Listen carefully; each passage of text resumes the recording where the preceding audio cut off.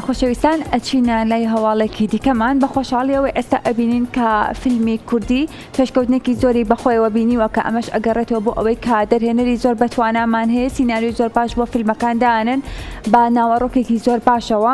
ئەبینین ئێستا زۆربەی کات فیلمە کوردیەکان لە فستیڤالە جیهانیەکاندا بەشداریان پێ ئەکرێت. ئەمەش گرنگە بۆ ئەوەی کە بتوانێت لە داهاتووە ئەم فیلمە کوردیانە بتوانن بەبێ ئەوەی کە سپۆنسەرێک لە شوێنێک وەربگرن بتوانن کە فیلمەکانیان ئەنجام بدەن. زۆر کاتی ئێمە دەرهێنەری زۆر بەتوانامان هەیە ڕەوەند، بەڵام لەگەڵەوەیان هەندێک کات لەوەی کێشەی ئەوەیان هەبێت کە چۆن بتوانن ئیمکانیت بۆ فیلمەکەیان پێیا بکەن تاوەکو بتوانن خەرجیەکانی فیلمەکەیان پەیدا بکەن. بەڵام بە خۆشحاڵیەوە وردە ئەمانە پێشکەوتن بەخۆیەوە ئەبینێت بۆ ئەوەی کە سینەمای کوردیش دەوڵەمەند بێت و لە جیهانیشدا سینەمای کوردی بدرەوشێتەوە. هەر بۆیە لە کەرکووک کۆڕێک بەناونیشانی بازار بۆ فیلمی کوردی و بەرەو جیهان بوون لە کەرکووک ڕێکخرا. گفتوگۆیان دەربارەی فیلمی کوردیە. سینەماکار سەرکەوت تارۆ ڕێگاکانی بە جیهانی بوونی فیلمی کوردی و ڕەخساندنی بازار بۆی باز دەکات تاوەکو فیلمی کوردی لەسەر پێی خۆی بوەستێت و چیتر پێویستی با سپۆنسەر و پشتیوانی نەبێت.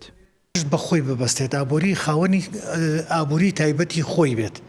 اینجا بۆ ئەمەش پێویستی بەوەی بازاڕێکی بۆ دروست کرێت. بازاڕەکەشە بێ لە کێوە بێ لە فیلمسازانەوە بێ فیلمسازانیش هەر لە سیناریۆ نووسەوە هەتاکو ئەو شەوەی کە ئەکەوێتە پێشکەشکردن، ئەو شەوەیە کە ئەکەوێتە نمایشکردن، ئەبێ بە هەموو فیلمسازان هەوڵی ئەوە بەنیان ئیش لەسەر ئەو کۆدە بکەن. من بە کۆ دەڵێم کڵۆم. کەرکووک ڕابردوویەکی دەوڵەمەندی لەگەڵ فیلم و سینەمادا هەیە. لەم ساڵانەشدا شانۆ و فیلم جارێکی دیکە خەریک ها دەگەڕێنەوە نێو شەقامی کەرکووک و خەڵک ئارەزووی بینین و ئامادەبوونی چالاکیە سینەمایی و شانۆیەکان دەکەن. ئێستا هەوڵێک هەیە بۆ بەجیهانی بوون یاخود بە بازارکردنی فیلمە کوردیەکان.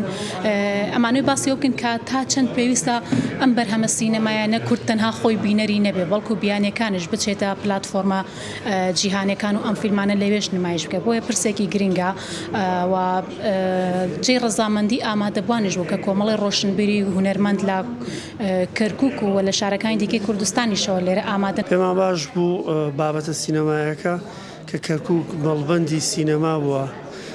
لە پێشوەخت سەدەیە زیاترە سینەما لەم شارە هەیە. بوار بۆ بەشی سینەمایە خو بابەتە سینەمایەکان و فیلمەکان بڕەخسێنین. ئەمە یەکێکە لەو چالاشیانەیە کە زۆر گرنگە. بەر لە پرۆسەی تعریب و وەدەرنانی کورد لە کەرکووک 5 سینەمای گەورە و قەرەباڵغ لە شارەکە هەبوون.